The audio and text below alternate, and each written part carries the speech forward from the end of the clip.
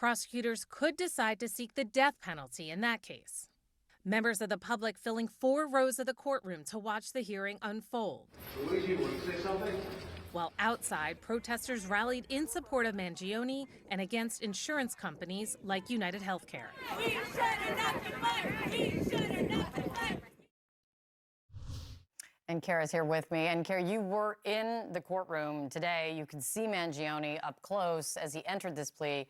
Tell us what stood out to you. I mean, if you look at the contrast, he's covered by security. There were security officers from the court surrounding him at one point when the lawyers went up to the bench to talk to the judge. Just a real strong presence, walking him into the courtroom arm in arm.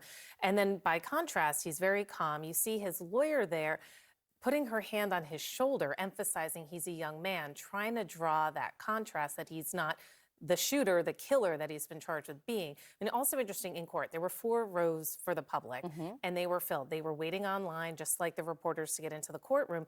The majority of them were women and young women, which is just interesting. You don't really know what to draw from that, Right. although clearly there's this sensation about him. You see the people outside court protesting in favor of him in a sense, which you don't usually see when someone is facing such serious charges. Also, even the fact that we saw these images and the video of him, that is something that hasn't happened in the New York state court system in at least a decade, going back to when Dominique Strauss-Kahn, the former head of the IMF, was charged with sexual assault. Those charges ultimately dropped. But that was the last time that people I've talked to can remember there being cameras and broadcasts from the courtroom in New York. So a real rare glimpse into this, which is fascinating given the public fascination around him and obviously the high-profile nature of this alleged assault.